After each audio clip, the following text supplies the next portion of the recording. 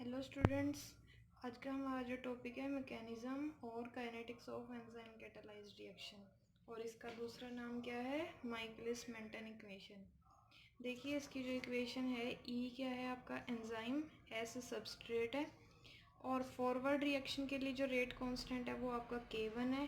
Backward के लिए कुछ बुक्स में K-1 इन्वर्स लिया होगा, कुछ में K1 डैश भी लिया है, वो जैसे भी आप ले सकते हो।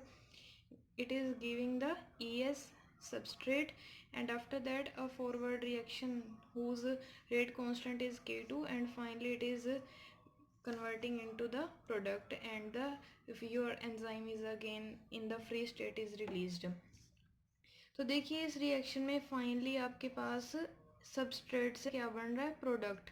कुछ बुक्स में आपको ये बैकवर्ड में भी दिखाया होगा K2 डैश करके, तो लेकिन K2 डैश की वैल्यू 0 के ही इक्वल होगी, क्योंकि ये जो रिएक्शन है, जो सेकंड फास्ट रिएक्शन है, ये ऑलमोस्ट कंप्लीशन के लिए ही जा रही है, तो इसलिए K2 डैश की वैल्यू 0 होगी। तो इसको आप डायरेक्टली ऐसे भी लिख सकते हो। तो इस रिएक्शन के लिए देखिए जो रेट ऑफ रिएक्शन क्या होगा, या तो rate of disappearance of substrate लिख सकते हो, या फिर rate of appearance of product. तो देखिए इस इक्वेशन में आप देख रहे हो कि जो ES है ये आपके पास एक सबस्ट्रेट है, तो इसके ऊपर आप क्या लगा सकते हो, स्टडी स्टेट अप्रोक्सीमेशन। और स्टडी स्टेट अप्रोक्सीमेशन क्या कहती है आपको, कि जो भी आपके पास इंटरमीडिएट होता है उसका जो rate of change of concentration होता है वो क्या होता है, 0। मतलब कि जो rate of formation of ES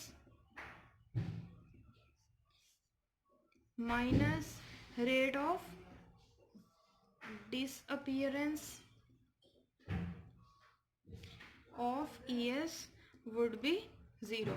तो देखिए इस यहाँ पे थ्रू आउट इस इक्वेशन में ES सिर्फ इस फॉरवर्ड रिएक्शन से बन रहा है, जो E+S से KS बन रहा है। तो इसके लिए एक रेट किस तरह से लिखेंगे आप, सबसे पहले हम रेट कांस्टेंट लिखते हैं, और जो भी आपके पास रिएक्टेंट होते हैं, जैसे कि यहाँ पे E है और एक S, और ये डिकम्पोज या फिर डिसअपियर किस किस रिएक्शन से हो रहा है, एक तो इस बैकवर्ड रिएक्शन से जहाँ पे ये ES में डिसोशिएट हो रहा है, और साथ में एक यहाँ पे जब ये ES किस में, E और P में चेंज हो रहा है, तो ये दो इक्वेशंस के थ्रू ये डिसअपियर हो रहा है। तो इसके लिए क्योंकि डिसअपियर है तो माइनस साइन लगाएंगे हम, minus K inverse ES minus K2 inverse ES equals to 0। अब हम ES वाली जो टर्म्स हैं उनको एक साइड कर लेंगे,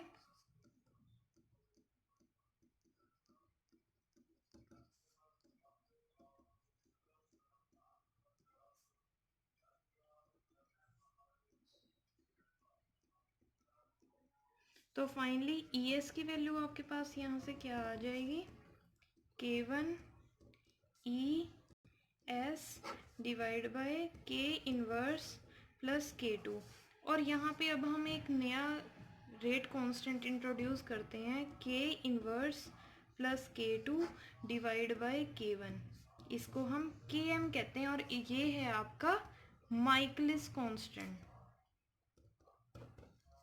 ओके स्टूडेंट्स, तो फाइनली ये इक्वेशन, अब यहाँ से ES की वैल्यू आपके पास क्या आ जाएगी, concentration of E, concentration of your substrate divide by Km। और इसके बाद अब देखिए इस इक्वेशन से आप जो रेट ऑफ रिएक्शन है वो किस तरह से लिख सकते हैं, K2 इंटू ES। तो यहाँ से अब हम दोबारा से देखिए रेट लिखते हैं, चाहे तो आप DS बाई dt करके लिखिए, चाहे dP बाई dt के थ्रू लिखिए, it would be equal to K2 into ES।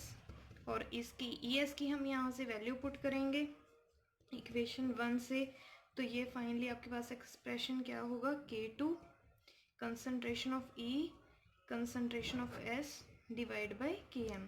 देखिए ये जो एक्सप्रेशन आया है इसमें आपके पास E की कंसंट्रेशन है, तो इसलिए ये वाला जो एक्सप्रेशन है ये हमारे लिए ज़्यादा यूज़फुल नहीं है, क्योंकि हमें E की कंसंट्रेशन मालूम नहीं है। तो इसको अब हम फाइनली E0 की फॉर्म में चेंज करेंगे। देखिए किस तरह से, जो आप इनिशियल कंसंट्रेशन है E0 तो यहाँ से ई नॉट की वैल्यू आपके किसके इक्वल होगी, ई जो आपकी फ्री फॉर्म में है प्लस ई एस जो कंबाइंड फॉर्म में है। तो अभी आपने ई एस की वैल्यू क्या लिखी थी, E concentration S concentration divide by K M. तो यहाँ से अब हम ई की जगह ये वैल्यू पुट करेंगे। तो यहाँ से देखिए ई की वैल्यू क्या है आपके पास, ई नॉट माइनस ई एस, तो ये पुट करनी है अभी हमें इस इक्वेशन में। तो K M into E S concentration is equals to, E की जगह वैल्यू पुट कर देंगे हम E naught minus E S concentration into S concentration, और यहाँ से भी अब हम ई एस वाली टर्म्स को एक साइड करेंगे, के एम प्लस एस कंसनट्रेशन और इसके बाहर आपके पास ई एस आ जाएगा is equals to E not into S concentration. तो फाइनली यहाँ से अब आपके पास ई एस की जो वैल्यू आएगी वो आ जाएगी ई नॉट। अब ये ई नॉट जो हमारे पास इनिशियल कंसनट्रेशन है, ये मेजरेबल क्वांटिटी है, तो अब ये एक्सप्रेशन हमारा सही है, divide by K M plus concentration of S. अब हम इसको रेट में पुट करेंगे, इसको रेट भी कहा गया है कई जगह, इसी को ही स्टडी स्टेट वेलोसिटी भी कहा है, जिसके लिए v यूज़ किया है। तो v फाइनली आपने क्या लिखा था, k2 into E S, so it would be equal to k2 into E not into S divide by K M plus concentration of S. तो फाइनली ये जो एक्सप्रेशन है इसको हम बोलते हैं Michael Menten equation, Michaelis Menten equation. अब इसके बाद हमारे पास नेक्स्ट टर्म आती है कि मैक्सिमम वेलोसिटी क्या होती है। देखिए v मैक्स कब होगा, जब आपकी जो s की कंसंट्रेशन है वो बहुत ज़्यादा हाई हो, मतलब कि इतनी ज़्यादा कि इसके कंपैरिजन में आप km को निगलेक्ट कर सको। तो फाइनली ये एक्सप्रेशन वहाँ से किस तरह से चेंज होगा, v max equal to k2 into E not into S concentration divide by K M, neglect होगा तो सिर्फ एस और एस से कैंसिल होएगा, तो ये वैल्यू आपके पास आएगी k2 into E not concentration. अगर हम इसे 2 कहें, इसे 3, इन दोनों को डिवाइड करते हैं v by v max, it would be equal to S concentration divide by K M plus concentration of S. Finally हम इस के एम की वैल्यू निकालना चाहते हैं जो माइकलिस कांस्टेंट है, कि इसकी डेफिनेशन क्या होती है।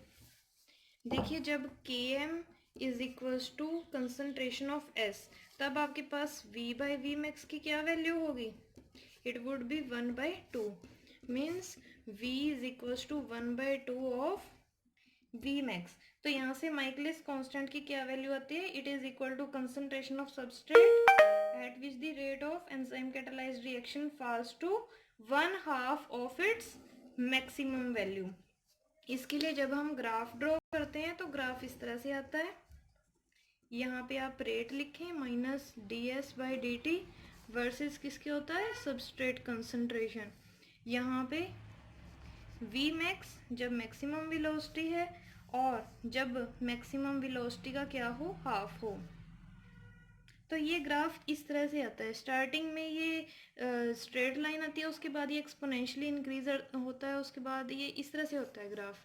तो यहाँ तक जब तक ये हाफ वैल्यू होती है, यहाँ तक ये कौन सा ऑर्डर फॉलो करता है, फर्स्ट ऑर्डर, और इसके बाद ये जीरो ऑर्डर को फॉलो करता है, और यहाँ पे ये आपका होता है के एम। अब अगर इस इक्वेशन को हम किस में, स्ट्रेट लाइन में चेंज करना चाहें तो किस तरह से कर सकते हैं।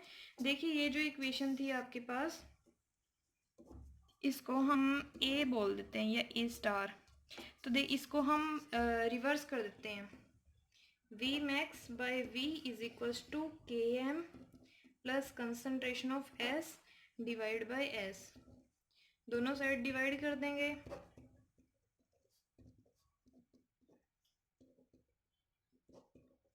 तो यहाँ से 1/v की क्या वैल्यू होगी, के एम बाई एस कंसनट्रेशन, यहाँ पे भी v max plus 1/v max. तो देखिए अब ग्राफ, अगर इस साइड हम y एक्सिस में 1/v लें और x डायरेक्शन में हम 1/s कंसनट्रेशन लें तो ये क्या किस फॉर्म की है, y = mx + c, ये c इंटरसेप्ट है और यहाँ पे km/vmax ये क्या है आपका स्लोप। तो यहाँ पे पॉजिटिव ही है तो इसकी जो ग्राफ होगा वो इस तरह से रिप्रेजेंट होगा। ये जो इंटरसेप्ट है इसकी वैल्यू 1/vmax और ये जो लाइन आई है आपके पास इसका स्लोप क्या होगा, km/vmax। अब जो आपने ये इक्वेशन लिखी थी देखो, rate v = k2E0 × s divide by km + s। यहाँ से अब हम ऑर्डर निकालते हैं। दो कंडीशंस हैं देखिए आपके पास, एक तो जब लो कंसंट्रेशन हो आपके पास s की, जब लो कंसंट्रेशन है मतलब कि वहाँ पे km very very greater than s है, तो km के कंपैरिजन में हम s को निगलेक्ट कर सकते हैं। तो फाइनली v आपके पास क्या बनेगा, k2E0 × s। तो ये क्या है आपके पास, सबस्ट्रेट के with respect to first order reaction, जो भी आपने कहा ना फर्स्ट ऑर्डर रिएक्शन को फॉलो करता है। और सेकंड है जब क्या हो, हाई कंसंट्रेशन हो s की, मतलब कि s concentration is very very greater than the km। तो यहाँ पे आप km को निगलेक्ट करोगे जैसे हमने पहले भी देखा था, तो v वहाँ से क्या बना था आपके पास, k2 × E0। यहाँ पे सबस्ट्रेट की कोई कंसंट्रेशन नहीं है, उसकी पावर क्या है आपके पास 0। तो इसका मतलब जब वो सबस्ट्रेट के ऊपर डिपेंड नहीं कर रहा कि वो इंडिपेंडेंट है सबस्ट्रेट की कंसंट्रेशन के, तो ये कौन सा ऑर्डर है, 0 ऑर्डर। तो फाइनली इसके साथ फ्रेंड्स आपका ये माइकल मेंटन इक्वेशन है ये कंप्लीट होता है ये टॉपिक। होप कि आपने इसको अंडरस्टैंड किया होगा। Thank you so much for watching the